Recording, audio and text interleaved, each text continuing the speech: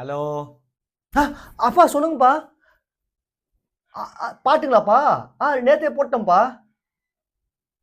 ஆ அப்பா நம்ம ஒரு பாட்டு ரிலீஸ் பண்ணோம். ஆனா மக்களு லிரிக்ஸே மாத்தி வேற ஒரு பாட்டு, அதுவும் நம்ம குடும்பத்துக்கு செட் ஆகுற மாரியே ரெடி பண்ணிட்டாங்கப்பா. அது பாக்குறீங்களா? இதோ இதோ இதோ போடுறேன் பாருங்க. கள்ளத்தனம் செய்யும் காதகன் கருணாநிதி. கள்ளத்தனம் செய்யும் காதகன் கருணாநிதி. பல குடும்பங்கள் சீர்கென காரணம் கருணாநிதி. அப்பா எப்படிம்மா இருந்துச்சு பாட்டு? அ ஆ ஆமாப்பா. நம்ம குடும்பத்த பத்திலாம் ஏதோ உண்மையெல்லாம் சொல்லிட்டுருக்காங்க.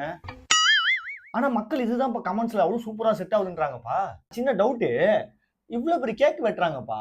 கொண்டு வரும்போது இடையில இந்த காக்கா ஏதாவது கக்கா போச்சுன்னா என்னப்பா பண்றது? வெளியில எப்படி பேசிக்கிறாங்கன்னா, "இவன் பொறந்ததே ஒரு சாபக்கேடு. இவனுக்கு ஒரு பொறந்த நாளா?" அப்படின்ற மாரி கேட்கறாங்கப்பா.